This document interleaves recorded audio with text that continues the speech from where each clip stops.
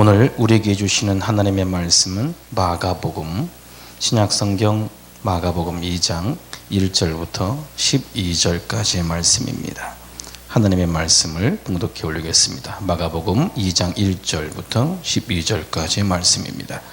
수일 후에 예수께서 다시 가버나움에 들어가시니 집에 계시다는 소문이 들린지라 많은 사람이 모여서 문 앞까지도 들어설 자리가 없게 되었는데 예수께서 그들에게 도를 말씀하시더니 사람들이 한 중풍병자를 네 사람에게 메워 가지고 예수께로 올세 무리들 때문에 예수께 데려갈 수 없으므로 그 계신 곳에 지붕을 뜯어 구멍을 내고 중풍병자가 누운 상을 달아내리니 예수께서 그들의 믿음을 보시고 중풍병자에게 이르시되 작은 자야 네 죄 사함을 받았느니라 하시니 어떤 서기관들이 거기 앉아서 마음에 생각하기를 이 사람이 어찌 이렇게 말하는가 신성 모독이로다 오직 하나님 한 분 외에는 누가 능히 죄를 사하겠느냐 그들이 속으로 이렇게 생각하는 줄을 예수께서 곧 중심에 아시고 이르시되 어찌하여 이것을 마음에 생각하느냐 중풍병자에게 네 죄 사함을 받았느니라 하는 말과 일어나 내 상을 가지고 걸어가라 하는 말 중에서 어느 것이 쉽겠느냐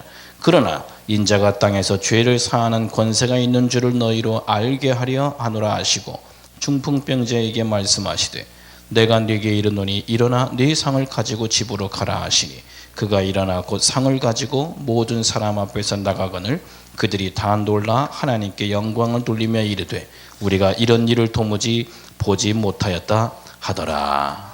아멘.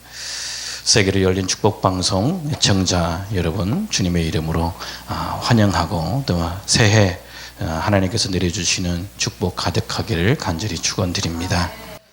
우리에게 주어진 그곳 우리에게 주어지지 않은 환경 속에서도 예배하는 그곳이 하나님의 전이고 하나님께서 임재하시는 곳임을 믿습니다.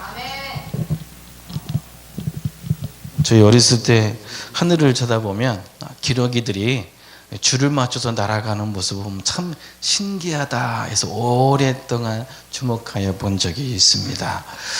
한 마리도 흐트러짐 없이 어떻게 저렇게 줄을 반듯하게 맞추어서 그것도 V자 모양으로 어떻게 아름답게 저렇게 날 수 있을까 그런 걸 생각을 해보았습니다. 어느 학자가 이야기하는 것을 들어보니까 왜 이렇게 기러기들은 다른 새들과 다르게 V자 모양으로 이렇게 줄을 맞춰서 떼지어 날아갈까 봤더니 맨 앞에 서 있는 날아가는 기러기가 날개짓을 하면 그 날개짓 하는 그 바람으로 뒤에 따라오는 기러기가 힘이 빠져서 내려가려고 할 때 그것을 상승시켜주고 올려준답니다. 또 기러기가 또 날개짓하면 또 뒤에 따라오는 기러기의 상승 기류를 형성시켜줘서 지치고 힘들어서 날개짓할 때 힘이 들 때 내려가려고 할 때 올려주는 힘을 발휘해주는 그런 역할을 한답니다. 그래서 긴 거리를 장시간 비행을 할 때 이게 V자 모양으로 아름답게 줄지어 날아가는 기러기들한테는 그런 힘이 있답니다. 그런데 가끔 두 마리나 세 마리가 또 한 줄로 또 날아가는 모습도 가끔 보게 됩니다. 또 왜 두세 마리가 한 줄로 모여서 또 날아갈까? 학자가 이야기하기는 맨 뒤에 힘없는 기러기가 맨 뒤에 따라가는데 어디 날개가 다쳤다든지 다리가 다쳤다든지 더 이상 다른 떼지어 날아가는 기러기들을 따라가지 못할 때 거기에서 두세 마리가 떨어져 나온답니다. 그래서 힘없이 날아가는 그 기러기가 부상을 회복할 때까지 기다려준답니다. 날개에 힘이 생길 때까지 몸에 힘이 생길 때까지 그곳에서 기다려주다가 날개에 힘이 솟게 되면 그때 기다려줬던 두세 마리가 같이 힘 약한 기러기 앞에서 날개짓하면서 날아가 준다고 합니다. 참 사람도 그러기가 힘든데 기러기가 그렇게 날아가는 모습 보면 참 큰 도전을 주게 됩니다. 그래서 자기 혼자 날아갈 때보다 한 70% 정도의 체력을 아낄 수 있다고 합니다. 그러니까 먼 거리를 날아갈 수 있지 않을까 생각을 해봅니다.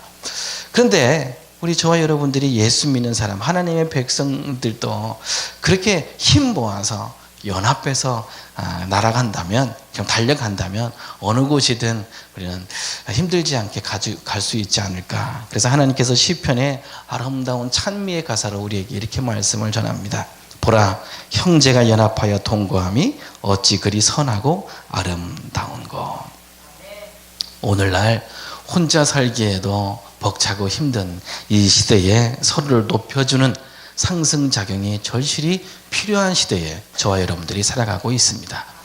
2019년 새해가 밝았습니다. 또 오랫동안 침체되고 있다라는 안 좋은 소문이 날고 있는 한국교회가 다시 한번 올해에는 상승작용이 있어서 새롭게 부흥되어지고 새로워지고 또 힘있게 샘솟는 한 해가 되기를 주님의 이름으로 축원합니다.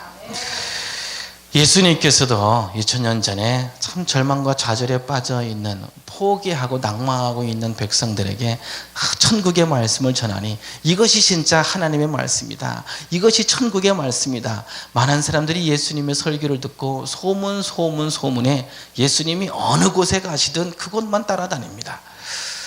오늘날 대형 교회가 굉장히 성장하고 이제 대형화 되어지고 또 도시가 발달하게 되면서 그 도시 속에 있는 예전에 아주 작은 개척교회, 상가 건물에 에서 개척교회를 있던 이들이 이제 도시화되면서 이제 외곽으로 빠져나가게 되지요. 교회는 점점 더 대형 시장이 문 닫고 대형 마트가 들어선 것처럼 교회도 마트형 교회.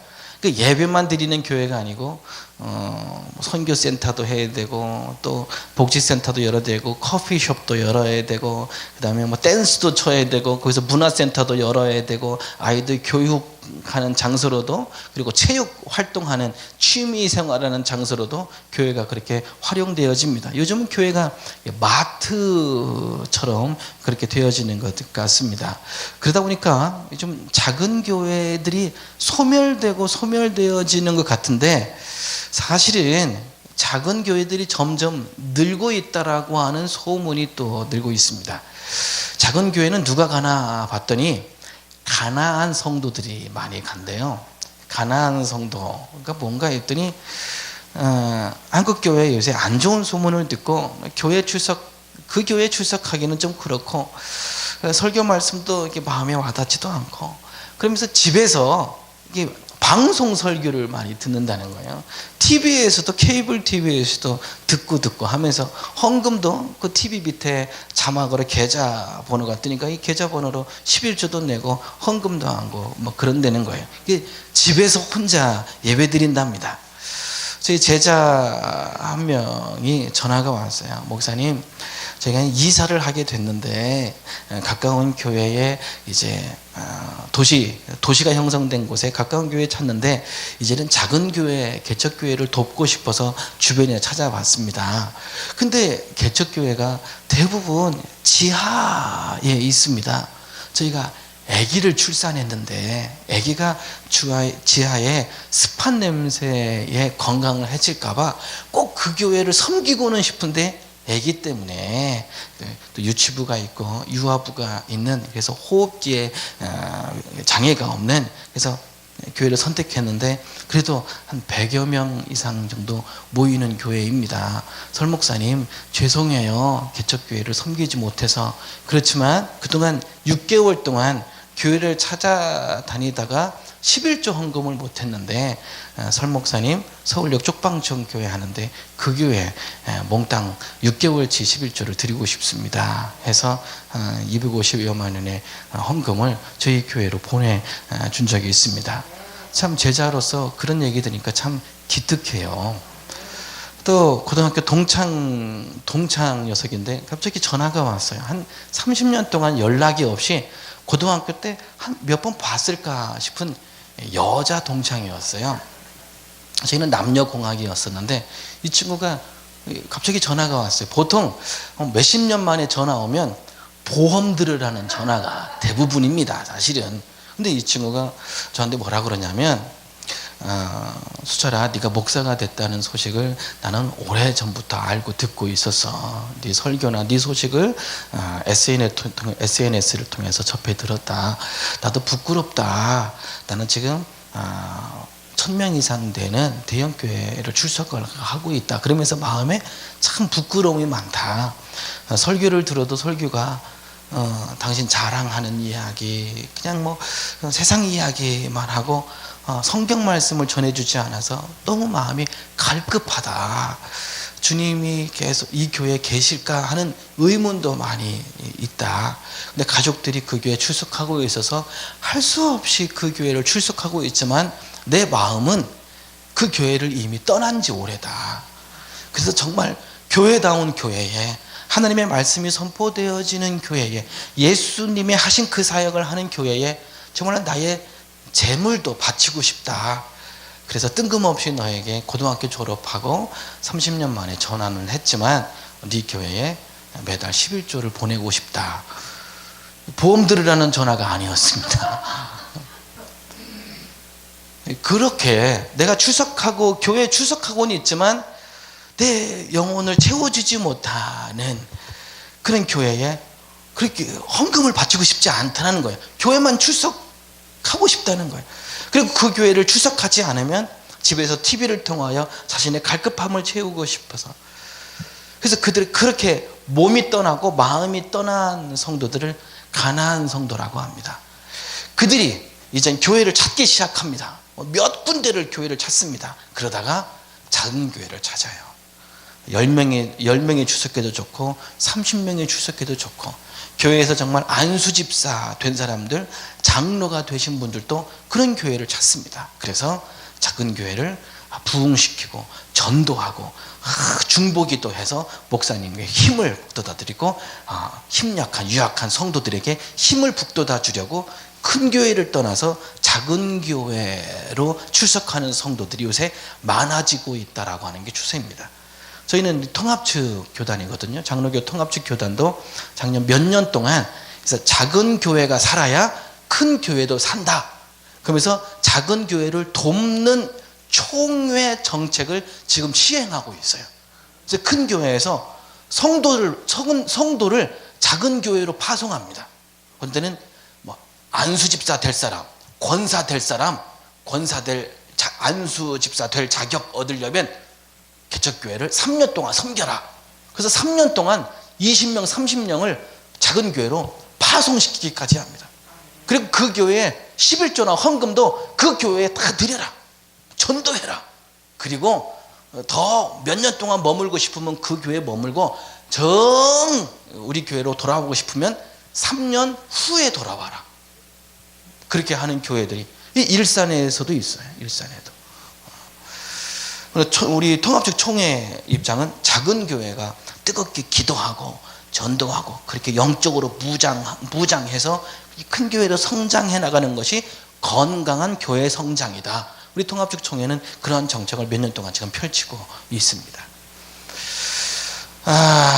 형제가 연합함이 어찌 그리 좋고 아름다운고. 오늘은 예수님께서 2000년 전에 그렇게 작은 교회로, 작은 공간에서 예배드린, 하늘문이 활짝 열려서 하늘의 축복과 응답이 터진 그 사건을 오늘 말씀을 전해드리려고 합니다. 예수님께서 오늘 성경 본문에 가버나움에 오셨다는 소문을 듣고 그 주변에 많은 사람들이 예수님의 말씀을 들으려고 막 찾아왔습니다. 가버나움이라고 하는 곳은 갈릴리 북부 지방으로 무역이라든지 도시가 형성되어 있는 곳으로서 외국인들, 이방인들, 그리고 유대인들, 이스라엘 사람들 할 것 없이 많은 사람들이 대중적으로 참여할 수 있는 곳입니다. 이 가버나움이라는 곳은 바로 예수님께서 그곳에 집을 얻으셨어요. 그러니까 어렸을 때는 나사렛에서 사셨지만 이제 공생애 하는 기간에는 갈릴리 주변을 돌아다니면서 전도하시고 치유의 사역을 하실 때에 예수님께서 퇴근해서 머무신 곳이 가버나움이에요. 그 전에도 이제 갈릴리 주변에서도 그 전날까지도 전도하고 천국 말씀을 전하는데 그 소문이 가버나움 동네도 이런 거예요. 예수님께서 혼자 지내시는데 뭐 집을 대궐처럼 크게 지으셨겠습니까? 그냥 뭐 나 혼자만 먹고 지내면 되는 거지 하면서 방도 작은 방을 얻으셨을 거예요. 근데 그 소문을 듣고 예수님 집 안에까지 온 거예요. 요즘 뭐 그 유명한 가수들, 아이돌 가수들 집 앞에까지 팬들이 집 앞에 출입문 앞을 다 봉사하고 밤새도록 자기가 좋아하는 가수를 꽃다발 들고 뭐 선물 들고 와서 밤새도록 기다린다면서요. 자기 안 만나주면 가족들을 죽이겠다, 당신 여동생을 죽이겠다 협박을 해서 지난주에 규현이라는 친구의 자기 여동생을 죽인다고 협박했던 건 경찰에 신고한 적도 있습니다. 이런 일들이 뭐 대다수 일어나는 것처럼 예수님도 팬들이 얼마나 많습니까? 예수님 집에까지 찾아온 거예요. 근데 집 안에, 방 안에까지 막 다 차고 집 바깥에까지도 다 사람들이 예수님 설교 말씀 들으려고 막 찾아온 거예요. 오늘 그 찾아온 그곳에서 벌어진 사건을 오늘 성경 본문이 증거하고 있습니다. 예수님이 어디서 지금 말씀을 전하고 계시다고요?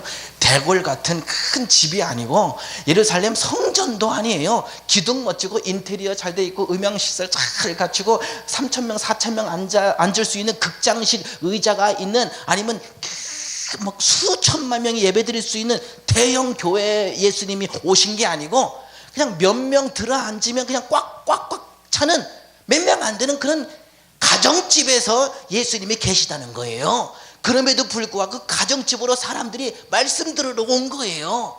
오늘날 작은 교회를 섬긴다고 목사님들 너무 위축되지 마십시오. 예수님도 작은 교회에서 안방 개척하셔서 그곳에서 치유의 역사와 천국 말씀을 전하셨어요. 발 디딜 틈이 없을 정도로 문 바깥에서 사람들이 서 있을 정도로 그렇게 많은 사람들이 와서 말씀을 전했다고요. 작은 교회면 어떻고 안방이면 어떻습니까? 하나님의 말씀이 선포되어지는 그곳에 2000년 전에 예수님이 계셨던 것처럼 그 교회에도, 그 안방에도 주님이 계신 줄 믿으시길 바랍니다.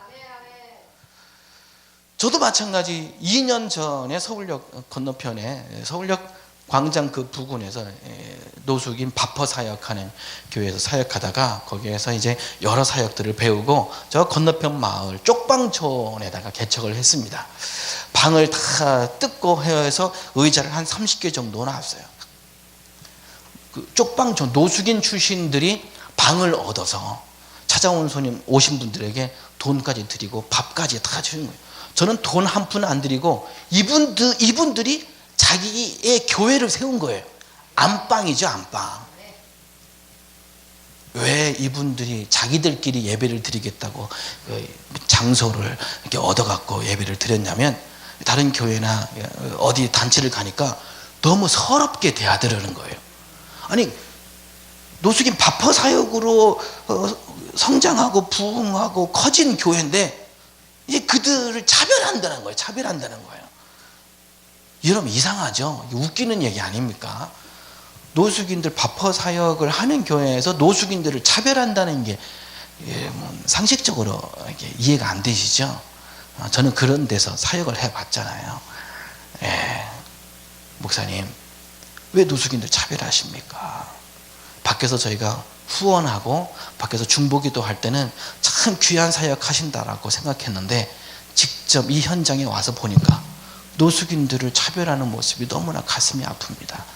차라리 이분들을 제가 1시간 동안 이분들을 웃기고 울리고 말씀을 전하든 웃음 치료를 하든 레크레이션을 하든 이분들에게 제가 1시간 이렇게 인도해도 되겠습니까? 차라리 저에게 맡겨주시면 어떻습니까? 근데 그렇게는 안 해주시겠다는 거예요.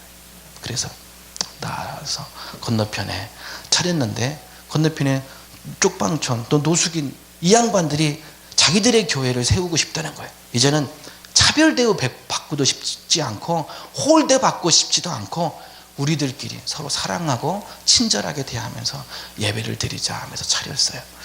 근데 중간에 예배를 드려보니까 이게 어디서 배운 게 그런 걸로 후원하고 후원받고 그렇게 해서 재산을 축적하고 어디서 그걸 배웠는지 모르겠지만 그러신 것 같아요. 집사님들, 저는 그런 거 못합니다. 저는 그냥 따로 젊은 애들 데리고 살면서 막 저거 따로 개척하겠습니다. 그래서 거기서 한 100여 미터도 떨어지지 않은 곳에 방을 얻어서 노숙인들이나 쪽방에 사는 가난한 친구들 데리고 2년 동안 제가 살고 있는 거예요. 그런데 연락이 왔어요. 2년 만에 연락이 왔어요. 설 목사님, 여태껏 많은 목사님들 저희가 설교해달라고 해서 모시고 왔는데 그분들이 다 욕심이 있습니다. 당신 욕심 채우려고 합디다. 2019년도부터는 설 목사님이 와서 말씀 좀 전해 주십시오.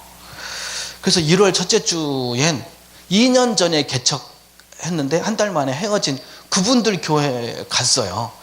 장소 똑같아요. 근데 꽉꽉 찬 거예요. 30명이 꽉 차서 원래는 40명 50명 뭐 그랬는데 건물주가 시끄럽다고 다 쫓아낸 거예요. 더 이상 많이 들이지 마라.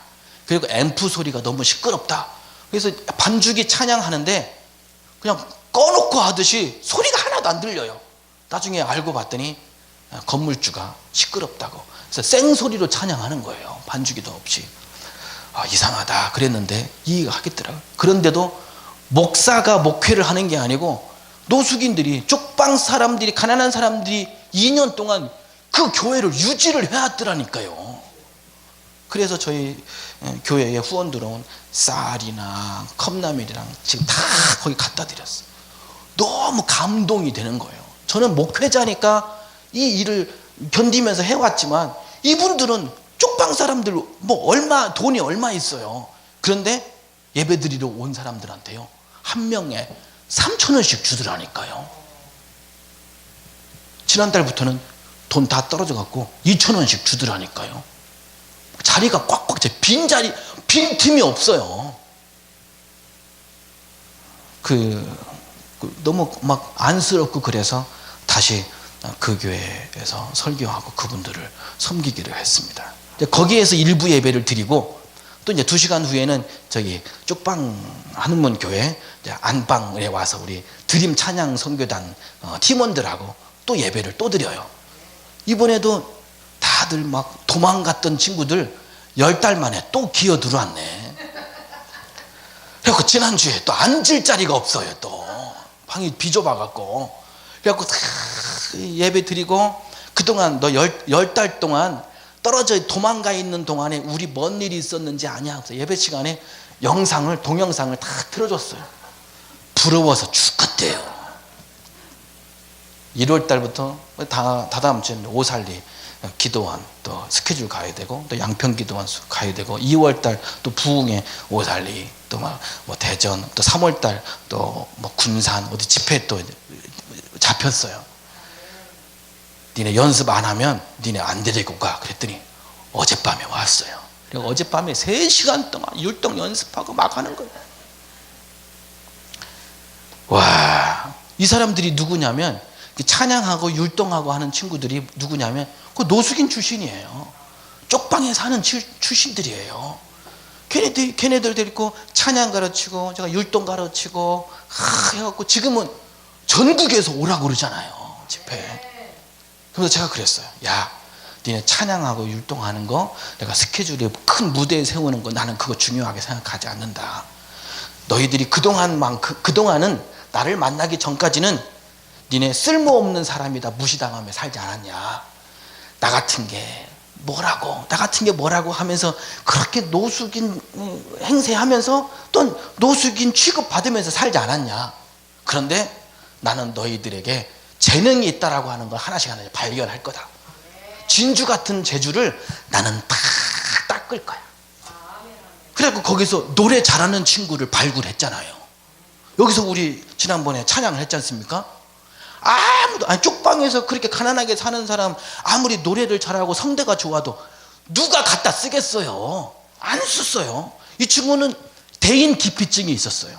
그래서 한 달 30일 동안 그냥 쪽방에 캄캄한데 바깥에를 안 나왔어요. 대인 기피, 사람 만나는 걸 두려워하는 친구였어요. 캄캄한 데 있는 그 친구를 찾아서 제가 막 닦았어요. 목소리 닦고 했더니 무대에 세웠더니 대인기피증이라 얼굴을 땅에 쳐박고 찬양하는 거예요. 눈을 못 보는 거예요, 사람을. 무서우니까. 그리고 야, 고개를 조금만 들어. 그랬더니 들기는 들었어요. 그랬더니 그때부터는 옆 벽을 보고 이게 찬양하는 거예요. 야, 앞을 봐. 그랬더니 천정을 보고 찬양하는 거예요.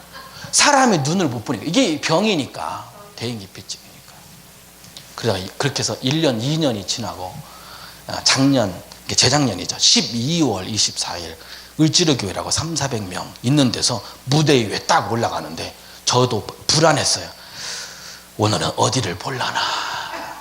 그러던데 자기가 간증을 하더라고요. 그 찬양을 하고 나서 설 목사님 갑자기 용기가 생기대요. 갑자기 300~400명 수많은 사람들이 눈을 마주치게 되대요. 저는 그날이 기적이라고 생각합니다. 처음으로 눈을 떴어요. 그리고 율동하는 자매 있잖아요. 부부. 그 친구는 또 시각장애인이라 사람들이 막 어렸을 때부터 눈을 못 보는 장애인이라고 손가락질하고 비웃고 막 괄시하고 멸시하고 그래서 눈을 사람한테 안 보이려고 머리카락을 이 눈 밑에까지 다 가리고 20년 동안 가리고 있었대. 20년. 지금 32살이에요. 32살. 20년 전에 어렸을 때부터 아예 그렇게 손가락질 당하니까 눈을 가린 거예요. 그래서 안 못 보는 적인데도 맨날 선글라스 끼고 안경 끼고 살았어요.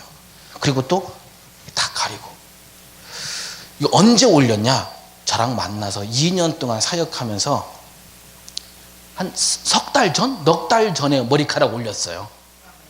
몇 년 만에? 20년 만에 올렸어요. 이 친구들을 제가 발견해서 얘가 율동 잘하는 줄 제가 어떻게 알아요? 또 여기 보니까 하나님께 더 율동하면 좋겠다. 애들 오디션을 보려고요. 노래방을 데리고 갔어요. 노래방. 노래를 시켜봤더니 노래는 아닌 것 같고 율동이 잘할 것 같다 해서 율동을 시켰더니 너무 잘하는 거예요. 율동만 잘하는 게 아니고 유튜브나 인터넷을 보고 그것으로 막 요만큼밖에 안 보이는데 그것을 이렇게 핸드폰을 이렇게 해야 조금 보여요. 그리고 동작 하나하나를 자기가 보고 이렇게 따라서 하기 시작한 거예요. 그래서 이 친구는 누가 가르친 게 아니고 유튜브를 보고 따라서 한 율동을 하고 있는 거예요. 지금 한 10곡 정도를 이 친구가 지금 창작해서 하고 있어요. 율동을 가르치면 따라서 하는 것뿐만 아니라 자기가 유튜브를 보고 혼자 배우고 그것을 자기 나름대로 창작할 수 있는 재능도 있더라니까요. 이것을 제가 막 반짝반짝 닦아놨더니 지금 찬양하는 싱어로 그리고 이 자매는 율동으로 전국을 지금 불려댕기잖아요. 저를 만나기 전에는 그냥 노숙인이었어요. 여잔데 노숙을 했어요. 노숙을 세상에. 아휴. 그런데 그 재능을 닦고 하니까 빛이 나더라니까. 머리 딱 올리고 그러니까 이쁜 눈동자, 이쁜 눈썹 그것을 다 이마도 왜 이렇게 넓었대요. 번쩍번쩍해. 넓은 이마, 이쁜 눈. 어저께 10달 만에 나갔던 친구들이 어저께 연습하러 저희 연습실 왔는데 이 친구들이 이야 너 머리 올린 모습 보니까 이쁘다 야. 이 서너 달 전에 20년 만에 올린 머리인데 닦으니까 빛이 나는 거예요.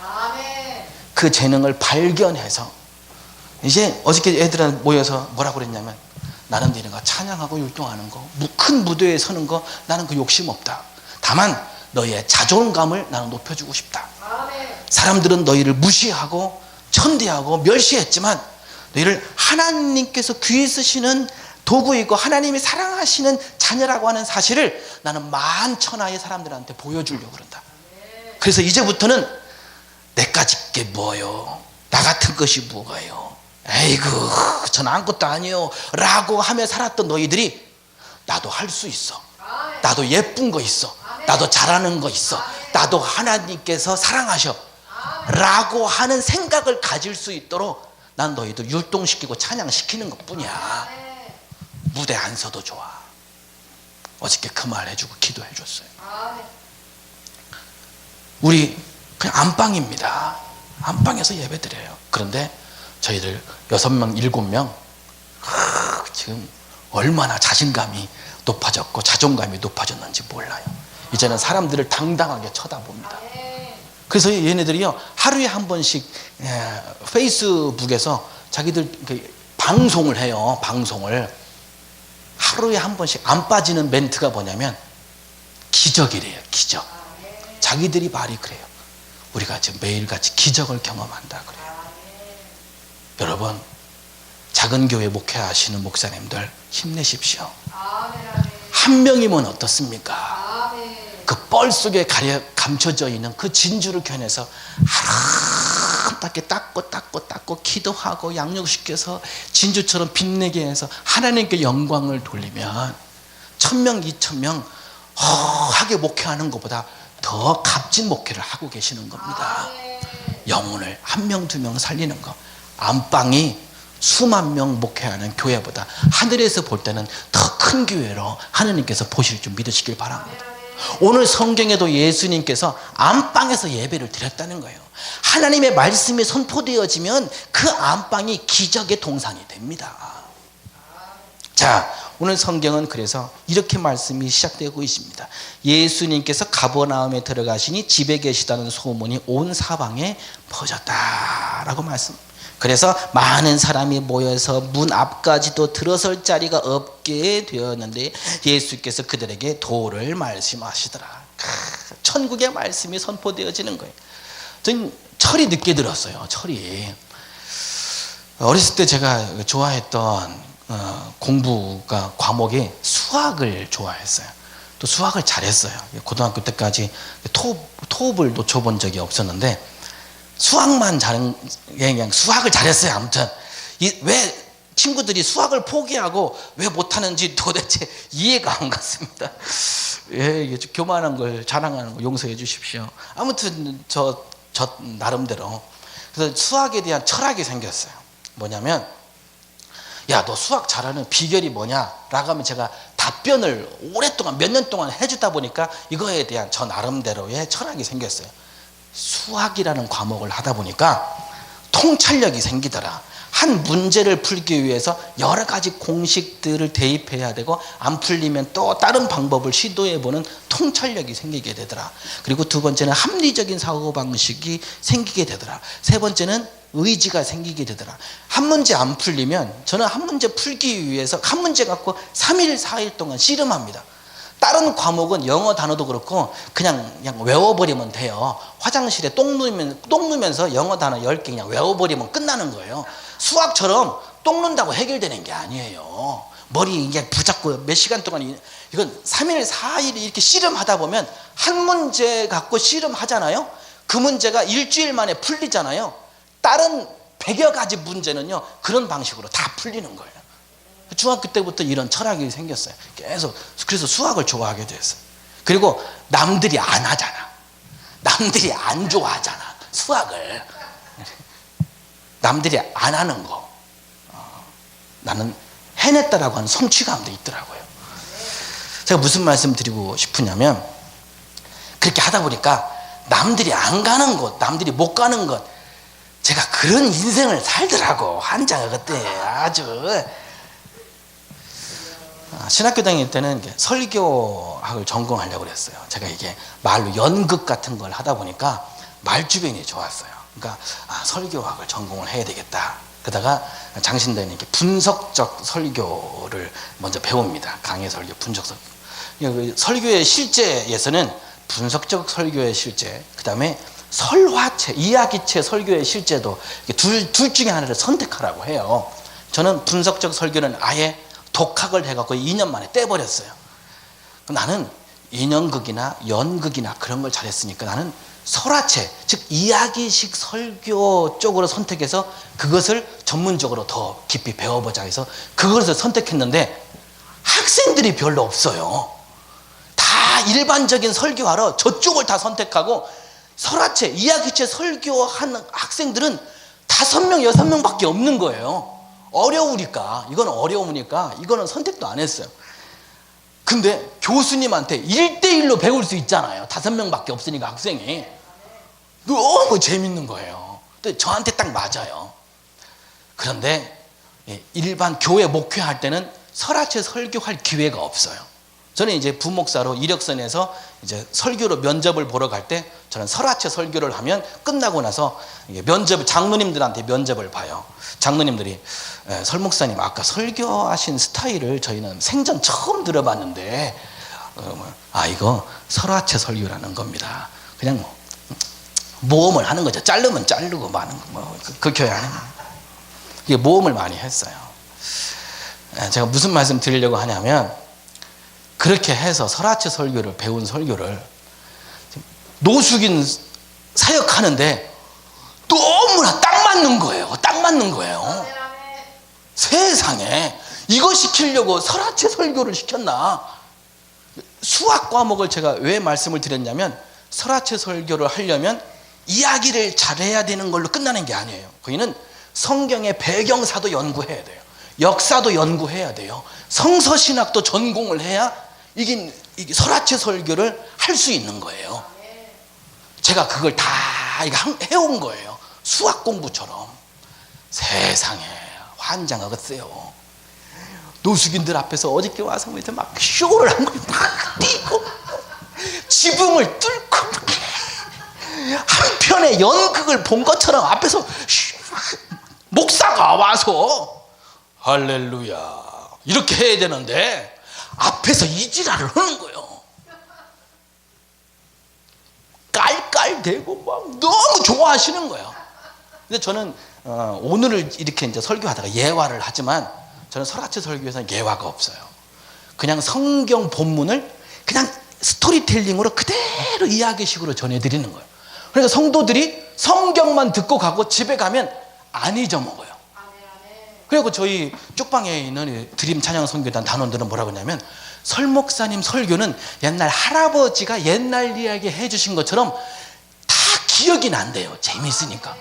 이야기니까. 이렇게 주일날도 그 많은 사람들 설교하는데 얼굴이 벌개지면서 막 환하게 웃고 막 저는 쇼를 하고 있지만 부끄럽고 창피하지 않더라고요. 저도 재밌더라고요. 이분들이 재밌게 들어주시니까. 작은 교회, 개척교회 아니요. 주님의 말씀이 성경 말씀이 선포되어지면 그곳이 예수님이 계신 곳이요. 가버나움 집에 예수님께서 가정집에서 하나님의 말씀을 선포하니까 사람들이 발디딜 틈 없이 몰려온 거 아니요. 1000명, 10,000명, 몇십만 명 목회하는 교회 너무 부러워하지 마세요. 그 교회도 훌륭하지만 오늘 예수님처럼 안방에서 성경 말씀만 선포하세요. 하나님 말씀만 선포하면 발디딜 틈 없이 사람들이 온다니까요. 가나안 성도들도 교회다운 교회, 말씀다운 말씀 찾아다니는 가나안 성도들도 이 교회로 온다니까요. 주님 말씀 들으려고. 쇼를 하면 어때요? 말씀을 그대로 선포하면 되지. 안 그래요? 자, 오늘 여기에서 은혜 받은 사람들이 있네. 가버나움 집에서 예수님의 설교한 게 하나님의 말씀을 듣고 막 은혜 받은 성도들이 막 얼굴이 막 불그락 이야, 여태껏 들어본 설교 중에 서기관 바리새인들의 설교보다 예수님, 야 이게 진짜 하나님의 말씀이지. 막 은혜 받은 성도들이 그래서 야야야 우리만 듣기 너무 아깝다 야. 친구들이 결성을 해서 야야 우리 집에 있는 친구 있잖아. 걔 데리고 오자. 걔가 들어야 되는데. 야야 그럴까? 4명의 친구들이 결성을 합니다. 어느 친구를 데리러 갑니다. 야야 친구야 우리가 누구를 만나고 온 줄 아냐? 저기 갈릴리에서 설교하시던 예수님이 이 동네에 오셨다는데 야 그분의 설교 한번 들어봐. 문을 트르르 엽니다. 저기서 누워 계시는 양반이 계시네. 누구요? 중풍병자요. 몸에 마비병인 거죠. 마비병. 중풍병자. 요즘은 우리가 구경하기 힘들어요. 다 요양원이나 병원에 들어가 계시니까 요즘은 구경하기 힘들어요.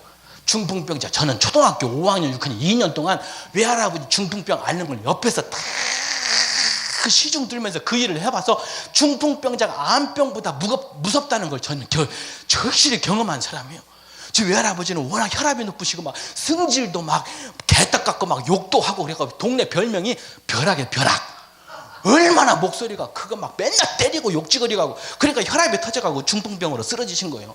그런데 또 누워 계시면서도 욕지거리 하는 거예요. 1시간 동안 누워 계시면 또 등이 아프니까 1시간 후에 또 이렇게 세워드려야 돼요. 앉아있다가 딱 1시간 되면 또 몸이 아프니까 또 뉘어드려야 돼. 근데 1시간이면 얼마나 좋아. 더 이제 1년 지나니까 30분마다 앉았다가 또 뉘어들었다가 앉았다가 들어니까 꾸벅꾸벅 졸고 있으면요, 통조림 깡통, 소변 깡통이잖아요. 소변이 가득한 깡통을 던져버립니다. 야, 이놈의 새끼야, 일어나, 일으켜줘. 그러면 날라오는 오줌 깡통에 막 눈탱이 맞고 뒤통수 맞고, 일으켜드릴게요, 제발 던지지 마요. 막 같이 하시던 저희 외할머니는 눈이 이렇게 찢어졌어요. 입하고 이게 오줌 깡통에 맞으셔갖고 돌아가신 지 오래되셨지만 영정사진에 눈과 입이 이렇게 삐뚤어져 있어요. 아무도 친척들이 그 사연을 모르지만 저는 알아요. 왜 눈이 저렇게 되셨는지. 오줌도 먹어봤어요. 오줌도 몸에 좋다는 거, 뺐다고도 사람 뼈도 과서 먹어봤어요. 동네 바보한테 사람 뼈가 중풍에 좋다니까 새로 생긴 그 무덤 있잖아요. 거기를 파갖고 사람 뼈를 건져와갖고 그것을 과서 할아버지 먹여드렸어요. 그리고 바보도 머리가 있나 봐. 그 뼈를 다시 갖다 줘야 되는데 그거는 못 하겠대요. 무서워서. 할머니가 저보고 같이 가재요. 밤에 막 금음딱, 그것도 금음날이야. 금음날 비도 뭐 엄청 내리는 날 검은 비닐봉지에 뭐를 집어넣는지 저를 몰랐지요. 가갖고 무덤을 파갖고 거기다가 집어넣고 왔어요. 저는 여러분 전설의 고향 얘기하는 거 아니에요. 지금 제가 겪어봤다니까. 중풍병 걸린 우리 할아버지 몸에 좋다는 거 다 해드리려고 여러분 사람 빽다구리 해갖고 무덤에다 갖다 드리. 제가 그걸 해봤다니까요. 환장하고 있어요. 몇 학년 때? 초등학교 5학년 6학년 때. 중풍병이 그렇게 무섭더라고요. 오늘 그냥 마비병에 걸린, 중풍병에 걸린 그 사람을 지금 예수님께 데리고 오려고 하는 거예요. 성경에는 중풍병자라고 얘기했죠. 오늘날 한국교회, 오늘날 저와 여러분들 이 시대의 중풍병자는 누구입니까? 교회 가고 싶어도 마음과 몸이 마비되어서 가지 못하는 영혼들이 중풍병, 영적인 중풍병자인 줄 믿으시길 바랍니다. 교회가 싫기도 하고 교회가 가고 싶어도 스스로도 갈 수 없고 가정 형편이나 재물 때문에 재산 때문에 못 가는 사람들이 있어요. 그런 사람들이 지금 집에 누워서 텔레비를 보고 뭘 보고 하면서, 그래서 속으로는 내 영혼이 구원받았으면 좋겠다는 그런 열망과 열정이 있는 사람들입니다. 누군가 데려가줬으면 좋겠는데 나 스스로는 가지 못하여 지금도 집에 누워있는 사람들, 그 사람들이 있어요. 그 사람들이 영적인 오늘날의 중풍병자입니다. 그런 사람들에게는 주님께 은혜 받은 전도대원들이 필요합니다. 기도하는 기독군들이 필요합니다. 이들을 주님 앞으로 데리고 가고 싶은 은혜 받은 성도들이 필요합니다. 4명의 성도들이 오늘 예수님의 말씀 듣고 나 혼자 이 말씀 듣기 너무 아깝다 하여 지금도 반신불수로 누워있는 친구 중풍병자를 향하여 지금 집으로 달려가고 있는 것이죠. 너도 한번 주님 만나봐. 그러면 해결될 거야. 자신있게 이를 4명의 이 중풍병자를 데리고 교회에 옵니다. 교회가 아니죠. 교회라고 해야 되겠네. 예수님께서 말씀 전하는 그곳에 사람들이 빼곡히 들어왔으니까 교회지. 들어가는데 이봐요 동네 사람들, 내가 누굴 데리고 온 줄 아셔요? 예수님 말씀 듣게 하려고 제 친구 중풍병자를 데리고 왔어요. 여러분 길 좀 비켜주세요. 근데 궁뎅이로 막아버리네. 팔뚝으로 막아버리네. 아니 사람들 왔으면 환자가 들어왔으면 착 해서 예수님 앞에서 예수님께서 네 믿음이 너를 구원하였느니라 손만 딱 얹으면 예수님께 치료해 주시고 큰 기적의 현장이 탁 벌어질 때, 사건이 벌어질 텐데 사람들이 막 자기 은혜 받으려고, 자기 막 설교 들으려고, 자기만 은혜 받으려고 길을 내주지 않는 거예요. 오늘날 2019년을 살아가는 오늘날은 안 그래요? 그렇잖아요. 새신자가 들어오면요 텃세 부리는 사람들 있어요. 새신자가 들어오면요 누구요? 하면서 새신자네? 하면서 온명무새를 살리고 내가 누군 줄 알아? 내가 이렇게 안수십시오. 내가 권서요? 내가 장로입니다. 장로. 요즘 새신자들이 오면요 담임 목사님 뵙기가 힘들어요. 새신자 교육 끝나면 담임 목사님 한 번 만나고, 담임 목사님 한 번 만나려면 1년 정도 전에 예약을 해야 돼요. 한 달 정도, 적어도 한 달 정도 예약을 해야 돼요. 이거 환장하겠어요. 근데 새신자도 아주 그 믿음이 연약한 사람들도 단번에 담임 목사님 만날 수 있는 비결이 있어요. 그건 뭐요? 따뜻하게 성도들이 대표는 그 자리에, 아이고 이리 와요. 내가 올 줄 알고 내가 자리 대펴놨어요. 내 자리에 앉으세요. 성도들이 미리 자리 대펴놓고 누가 오더라도 그 자리를 비껴주는 성도가 필요합니다. 아멘. 요즘 교회 들어가는 문이 좁아요. 목사님 뵙기도 힘듭니다. 그런 분들은 우리 직분 있는 장로님들이 힘껏 힘써 주셔야 돼요. 권사님들이 힘써 주셔야 돼요. 당신 자리 뺏길까봐 내가 먼저 은혜 받아야 됐다고 자기 자리를, 아니 교회 일찌감치 가면요 사람은 안 보여요. 환장하겠어요 빈자리라고 하고 떡하니 앉았더니요, 제가 겪어봤어요. 학생 거기 박 장로님 자리야. 그래. 그 저쪽으로 갔어요. 저쪽으로 갔더니 뒤에서 그래, 학생 여기 기도위원 앉는 자리야. 또 이쪽 갔더니 거기 김권사님 앉을 자리야. 앞자리는 다 예약이 되어 있더만 4줄까지. 그리고 사람도 없는데 가방만 있어. 예배 다 끝나가는데도 가방만 있고 사람은 안 와요. 나중에 왜 가방만 알고 봤더니 식당 주방 팀이랴. 가방이 그날은 은혜 받고 천국 가게 생겼어요. 가방은 앉혀놔도 사람은 안 앉아. 앞자리는 다 직분 있는 이 양반들이 다 앉고 세신자들은 저 2층이나. 그런데 저기 뒷자리에, 그 다음에 꼭 오시면 이 양반, 새로 오신 양반들 귀퉁이에 앉아. 귀퉁이에 미안하고 막. 그러니까 설교가 들리겠어요? 장로님 권사님 앉으신 자리가 설교가 제일 잘 들리는데 그 자리는 따뜻하게 데펴놨다가 오늘 새로운 양반이네. 아이고 저 양반 이리 오세요. 제가 여기 앉으세요. 남들이 보면 교회 관리 집사인가, 그분들이 입장에서는 그러겠지만 나중에 알고 봤더니 장로님이시네. 오늘 2000년 전에 예수님의 가버나움 이 집에서도요 중풍병자를 4명이나 데리고, 4명이서 중풍병자를 데리고 왔는데도 아무도 자리를 안 비껴줘 갖고 얘들이 그냥 집에 돌아가게 생겼어요. 그랬는지도 얘네들이 안 되겠다. 그래도 예수님 만나면 해결되는데 안 되겠네. 그러면서 생각하는 게 안 되겠다. 예수님 앞에 가야 되는데 지붕을 뚫고 들어가 버리죠. 원래는 이스라엘 지붕은 현무암으로 이렇게 져요. 하얀색으로 현무암으로 짓고, 지붕은 이렇게 이런 좋은 벽돌이 얼마나 좋아요. 이렇게 나뭇가지로, 나무 이파리로 이제 지붕을 해서. 우리나라도 옛날에 초가집이 있었잖아요. 초가집. 그렇게 지니까 지붕 뚫는 것은 그렇게 어렵지는 않습니다. 그런데 지붕을 뚫고 가겠다고 오늘 성경에 보니까 본문은 그 부분을 이렇게 얘기하고 있는 거예요. 무리들 때문에 예수께 데려갈 수 없으므로. 여러분 잘 들어요. 무리들 때문에. 이 무리들이 여기 놀러 왔어요? 데모하러 왔어요? 공부하러 왔어요? 뭐 선물 타러 온 사람들이요? 설교 말씀 들으러 온 사람 무리들이잖아요. 주님 만나러 온 무리들이잖아요. 근데 새로운 사람들, 장애인이, 몸이 좀 불편한 사람이 교회 한번 오겠다는데 왜 거기 못 오게 막는 거예요? 서울역 건너편 쪽방촌 이 어르신들이 왜 당신들만의 교회를 왜 차렸냐면, 교회를 가니까요 누가 안내위원인데 아이고 어르신 저기 앉으셔야 되는데 저기 영하의 추운 겨울인데 문 앞에, 출입문 앞에 귀퉁이에 거기에 앉으라고 그래요. 그럼 쪽방에서 사시는 분들은 거기에 10명 모여 있어요. 출입문 열면 황소바람이 들어오는데 거기 재직회나 교회 회의가 있으면 껴주지도 않고 이름도 안 불러요. 쪽방촌 교회들이 그래요. 그분들이 저한테 그 서러움 받았던 것을 다 토로하는 거예요. 얼마나 그랬으면 우리나라 최초로 노숙인들이 자기들의 교회를 스스로 세웠겠냐고요. 우리 반성 많이 해야 돼요. 2000년 전에 예수님이 계셨는데도 그날도 그랬네. 예수님의 설교를 듣고 설교를 들으려는 이 무리들이 장애인을 안 들여보내는 거예요.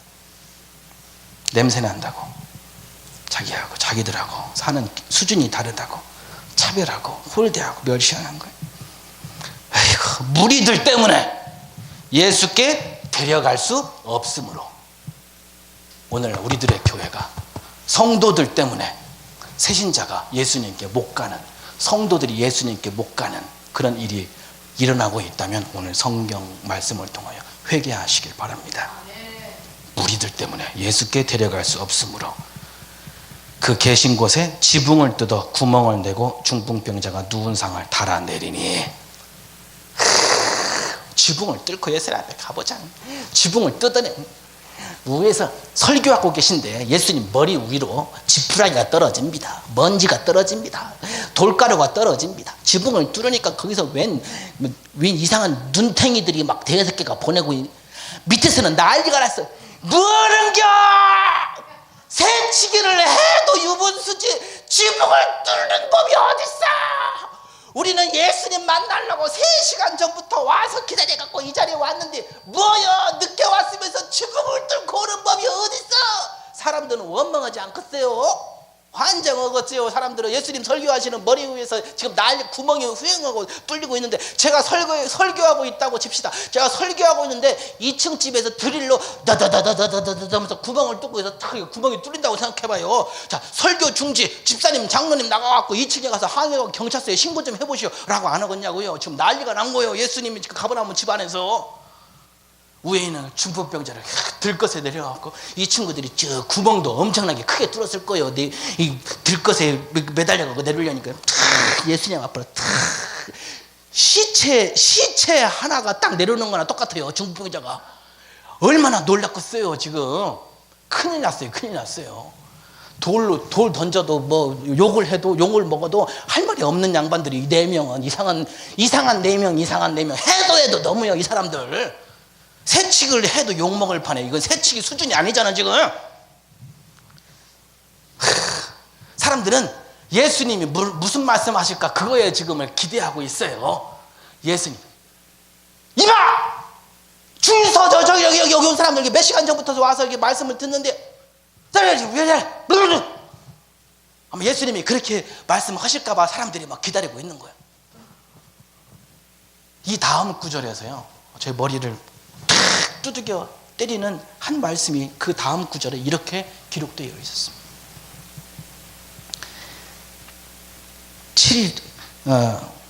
5절에 보니까 중풍병자가 누운 상을 달아내리니 예수께서 그들의 믿음을 보시고 중풍병자에게 이르시되 작은 자야 네 죄사함을 받았느니라 하시니, 작은 자야 네 죄사함을 받았느니라 하시니, 이거는 당연한 거예요. 예수님이 병자를 보시면 대부분 이렇게 말씀하시면서 치유해 주셨어요.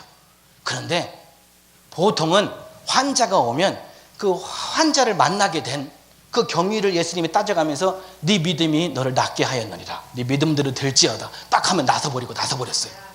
근데 오늘은 말 못하고 못 움직이는 중풍병자의 믿음을 보시고 고쳐주신 말씀을 하신 게 아니라 그들의 믿음을 보시고요, 욕먹을 짓을 하고 있는 그들의 믿음을, 4명의 믿음을 보시고, 오늘날로 따지면 일은, 공로는 목사님이 하시는데 그 목사님을 위해서 어렸을 때부터 50평생을 새벽마다 하나님께 중보 기도하시는 어머니의 기도를 보시고 자식들을 축복해 주시는 거예요. 중보 기도하시는 권사님들의 중보 기도를 들으시고 교회를 축복해 주시고 선교사들을 축복해 주시는 거예요. 자기는 욕먹고 날씨 추운데 덜덜덜 떨면서도 예수 믿으세요, 예수 믿으세요 나가서 전도하는 전도대원의 믿음을 보시고 세신자를 축복해 주는 거예요. 불신자를 건져 주시는 거예요. 나는 수고하고 무거운 짐을 지지만 그 공로와 영광은 목사님이, 교회가, 불신자가 다 받아서 주님 앞에 오게끔 만드는 중보기도의 효과, 전도대원들의 전도대의 효과. 오늘은 그들의 믿음을 보시고 어머니의 새벽 기도를 보시고 자식들을 축복해 주시고 건져 주시고 전도대원들의 수고를 보시고 불신자들을 건져 주시는, 오늘 중풍병자의 믿음을 보시고 그의 병을 고쳐주신 게 아니라 예수님이 그들의 믿음을 보시고, 좀 욕먹으면 어때요? 새치기 좀 하면 어때요? 자기들은 건강한데, 나 때문이 아니라, 건강한 나 때문이 아니라 못 움직이고 못 듣고 저렇게 불행하게 불쌍하게 살아가는 저 영혼 소중해서 나는 좀 욕먹으면 좀 어때요? 나는 좀 매 맞으면 좀 어때요? 그들을 탁 내려서 예수님 앞에 탁 내려. 사람들이 뭐 손가락질하고 욕합니다. 어떻게 그렇게 새치기 하는 법이 어디 있어? 그래도 이 4명의 친구들은 미소를 탁 머금었을 거예요. 나는 욕먹어도 괜찮아요. 친구야, 다 왔어. 예수님 앞에만 딱 하면 끝난 거야. 친구야, 되었어. 이 4명 예수님과 눈이 마주칩니다. 예수님께서 꾸지람을 하실 줄 알았는데 예수님께서 미소를 띄우면서 지그시 천정을 향하여 지붕을 향하여 딱 쳐다봅니다. 그리고 그들의 믿음을 보시고 중풍병자를 고쳐주십니다. 오늘 여러분들의 예배와 여러분들의 기도와 여러분들의 수고를 보시고 여러분이 내놓는 기도 제목들의 중보기도 환자들, 불신자들 저게 고쳐주시고 구원해 주시는 줄 믿으시길 바랍니다. 이제 끝난 거 아니요? 끝난 거 아니요? 근데요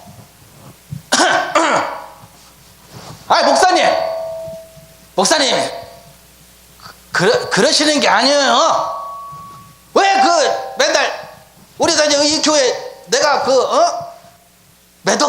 몇십억을 기증하는데 우리 장로님이나 우리들한테는 요새 이렇게 무관심하세요? 목사님 왜 이렇게 요새 새신자들한테 뭐 이렇게 사랑을 많이 주시고 그러세요? 우리 목사님 변했어. 처음에 한 10년 20년 동안 우리한테는 관심도 많이 주시고 사랑도 많이 해주시는데 우리 목사님 변했어 아주. 2000년 전에 예수님께서 중풍병자에게 뇌치의 사역을 받았느니라 했는데요, 성경을 가르치는 Teachers of Law, 성경을 가르치는 선생들이 속으로 이렇게 생각합니다. 아니 뭐요? 예수님이 지가 하나님이요? 왜 지가 지 맘대로 죄를 사해 준대야? 예배드리러 온 여태까지 성경을 가르치는 선생들이 허는 얘기가 예수님이 병자를 치료해 주시고 그들을 구원해 주시는 것을 찬송하고 감사하고 박수 쳐주는 게 아니라 시기하고 질투하는 거예요. 네가 뭔데 사람의 죄를 용서하고 뭐하고 하냐. 성경은 그 내용을 이렇게 기록하고 있습니다. 어떤 서기관들이 거기에 앉아서 마음에 생각하기를 이 사람이 어찌 이렇게 말하느냐. 신성모독이로다. 오직 하나님 한 분 외에는 누가 등이 죄를 사하겠느냐. 은혜 받는 자리에 초치는 사람들이 있다니까요. 어디에서? 교회 밖에서가 아니라 교회 안에서. 성경을 모르는 사람들이 교회를 힘들게 하는 게 아니에요. 교회의 문제는 성경을 너무나 잘 아는 사람들이 문제를 일으키는 거예요. 여기 서기관들이 뭐냐면 영어로는 Teachers of Law, 성경을 가르치는 선생이라고 얘기하고 있어요. 장로님들 얘기해서 그렇지만, 권사님들 얘기해서 그렇지만, 안수집사님 얘기해서 이렇게 오랫동안 30년 40년 동안 그냥 교사하고 성경을 가르치고 배워보신 분들이 예수님한테 그 교회에 딴지 거신다는 얘기요. 새신자를 좀 더 사랑하면 어때요? 가난한 사람을 돕는 구제일에 좀 더 신경 쓰면 어때요? 설교의 첫째는 둘째, 셋째 안 하고 이야기체 설교 좀 재밌게 설교하면 어때요? 목사님 너무 가벼워 보이세요? 너무 가벼워요. 목사님이 좀 품위가 있어야지 그게 뭐 하는 거예요? 사실은 저도 목회할 때 다 이렇게 정식으로 첫째, 둘째, 셋째 하면서 설교했어요. 근데 노숙인 설교하면서 신학교에서 왜 교수님이 설화체 설교를 배워라, 왜 그 교수님이 그 말씀을 하셨는지 성서신학을 전공해 보니까 성경을 성경 그대로 예수님이 비유 설교하셨던 것처럼 쉽게 대중들에게 설교하시려고 천국의 비밀을 비유로 재미있게 설교하신 것처럼 오늘날도 재미있게 쉽게 설교하면 목사님이 못 배웠다라고 욕먹을까 봐? 아니요. 목사가 유치 찬란하고 너무 가볍다는 말 욕 먹으면 어때요? 성경을 성경대로 전하면 되는 거죠. 저는 뒤늦게나마 이 설화체 설교의 매력을 성경을 쉽게 풀이해 주다 보니까 노숙인 사역하면서 이제야 깨달았어요. 왜 교수님들이 설화제 설교를 그때 강조하셨는지. 저는 괜찮아요. 유치 뽕짝이라고 욕해도 괜찮아요. 무시당해도 좋아요. 오늘 이 양반들이 그런 거예요. 지금 성경을 가르치는 서기관들이 예수님께 딴지 걸고 있는 거예요. 예수님 설교하실 때 왜 그 병을 그냥 지난번처럼 고쳐주시면 되지 죄 사함을 선포하고 그래 하나님 외에는 할 수 없는 건데. 오늘 서기관들이 예수님께 그 얘기를 한 거예요. 예수님께서도 대답을 뭐라고 하시냐면 그들의 생각을 아시고 이보시오들 내가 그런 말 할 줄 몰라서 이 말 한 게 아니요 이런 거예요. 쉽게 말하자면 병든 자여 네 침상을 가지고 가라. 네 믿음대로 될지어다. 손을 얹어서 치유해주는 그게 말하기는 더 쉽소. 그러나 나는 어려운 걸 선택했어. 남들이 하지 못하고 남들이 하지 않는 걸 나는 그것을 전하러 하늘에서부터 내려온 사람인데 내가 병만 고치고 천국을 못 보내면 내가 뭐가 되오? 내가 병을 고쳐주겠다 그 말 하는 건 쉽소. 그러나 나는 어려운 걸 선택했어. 서기관들 입장에서 신성모독이라고 하는 욕을 먹을지언정 예수님은 네 죄사함을 받았느니라. 그 어려운 말씀을 하신 거예요. 훗날 이 서기관들, 바리새인들, 대제사장들은 이것 때문에 신성모독죄로 예수님을 체포하여 고문하고 예수님을 때리고 십자가에 못 박아 죽여야 된다고 소리치고 예수님은 두 가지 죄목으로 돌아가신 거예요. 뭔 제목이냐면 신성모독죄. 이거 지금 하나님의 아들이라고 하고 다녔다는 신성모독죄. 두 번째는 성전모독죄가 있어요. 예루살렘 성전을 헐어버리라. 아니 거기 지금 사두개인들이 지금 주인처럼 섬기고 있는데 종교 지도자들이 주인처럼 섬기고 있는데 그 성전을 헐어버리라고 얘기를 하고 다니니까 이들이 화가 안 나요. 예수님은 신성모독죄, 성전모독죄로 체포돼서 이 사람들, 서기관들, 바리새인들, 대제사장들한테 재판을 받고 십자가 처형을 받으신 거예요. 예수님은 그냥 여기 그냥 죄송합니다. 중풍병자라고 해서 하찮은 건 아닌데 남들은 하찮게 볼 일이에요. 그리고 그냥 편하게 손 딱 얹고 병 고쳐주고 집으로 돌려보내면 예수님 사역하시는데 걸릴 게 없어요. 뭔 말씀인지 아시겠어요? 그런데 예수님은 훗날 신성모독이라는 죄목으로 십자가 처형을 당하시거든요. 그 말씀 안 하고 예수님 쉽게 가셔도 된다고. 그런데 예수님은 어려운 걸, 그러나 중요한 걸 선택하신 거예요. 네 죄사함을 받았느니라. 예수님은 병을 고쳐주시는 것보다 더 우선적으로 죄사함 받는 걸 더 중요하게 생각하신 거예요. 어렵더라도 예수님은 그 어려운 걸, 그러나 중요한 걸 선택하신 거예요.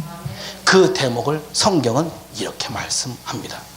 그들이 속으로 이렇게 생각하는 줄을 예수께서 곧 중심에 아시고 이르시되 어찌하여 이것을 마음에 생각하느냐? 중풍병자에게 네 죄사함을 받았느니라 하는 말과 일어나 네 상을 가지고 걸어가라 하는 말 중에 어느 것이 쉽겠느냐? 그러나 인자가 땅에서 죄를 사하는 권세가 있는 줄을 너희로 알게 하려 하노라. 예수님은 병 고치러 세상에 오신 게 아니에요. 영혼을 구원하러 오신 거죠. 다리를 저는 사람이 기적적으로 예수님의 이름으로 다리 나았어요. 그걸로 못 가던 나이트 끌어 댕기는 거요. 차라리 쩔룩쩔룩 다리 절면서 가까운 교회에 댕길 때가 더 좋았어. 다리 펴주니까 춤추러 댕기는 거예요. 술 마시러 댕기는 거예요. 타락한 데 댕기는 거예요. 해외여행 다닌 거예요. 놀러 댕기는 거예요.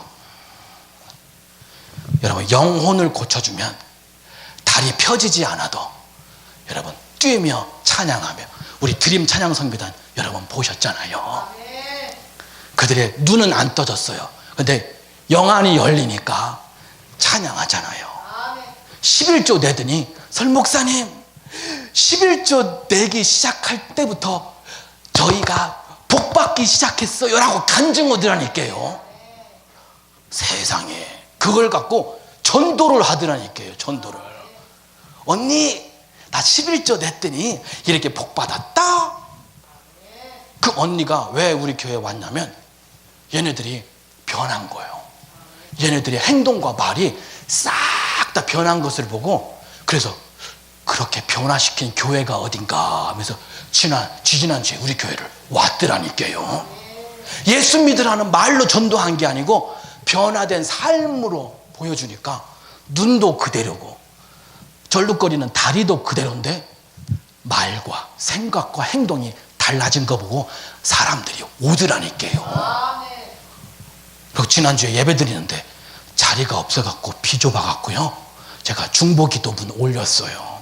넓은 처소 달라고, 여러분 많은 분들 기도해달라고 중보기도를 지난주에 올리고 왔어요.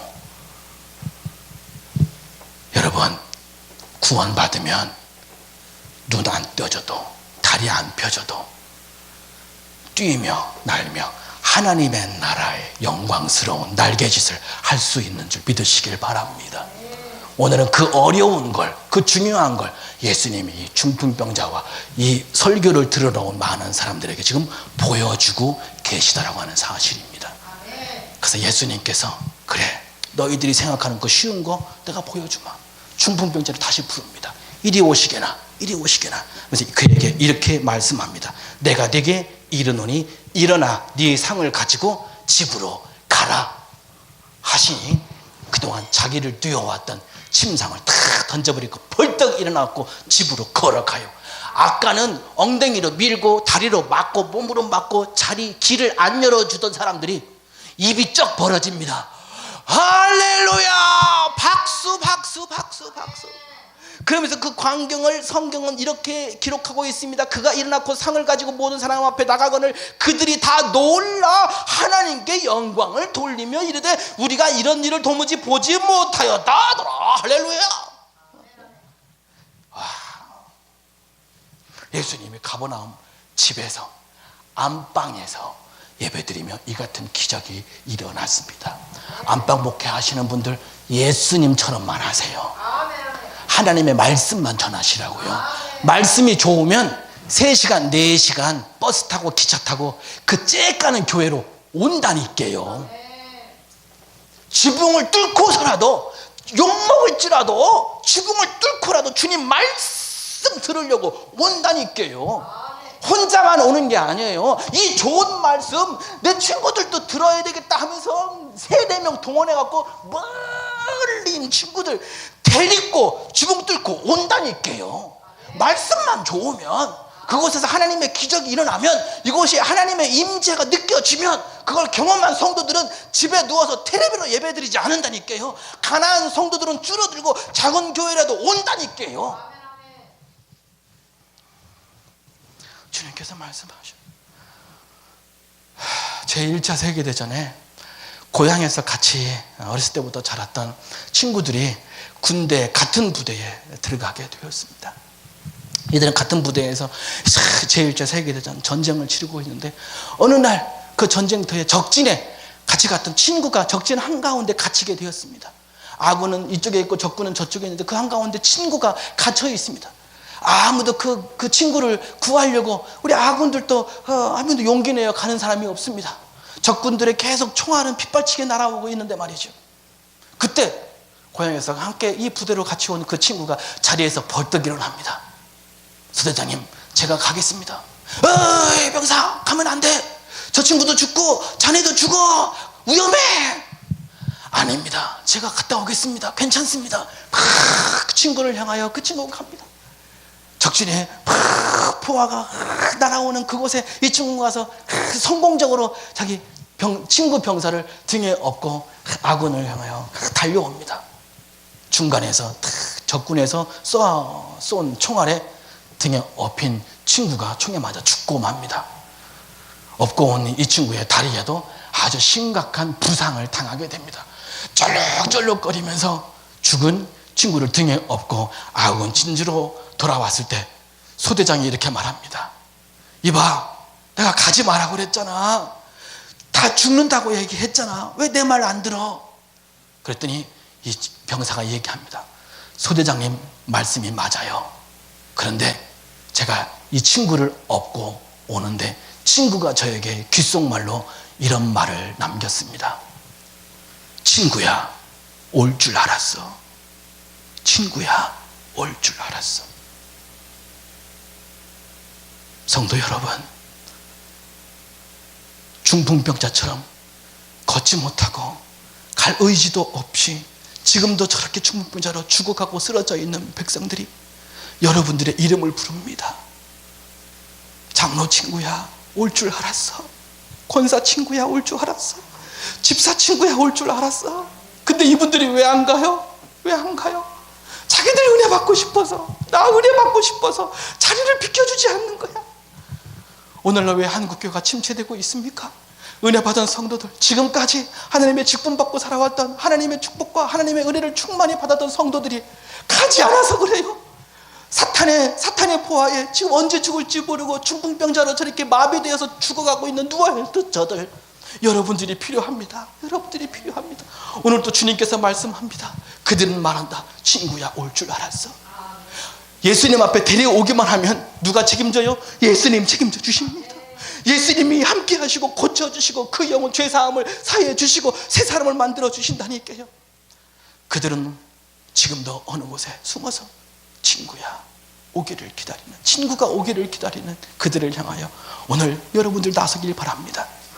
하늘문이 열린 교회, 하늘문이 열린 교회.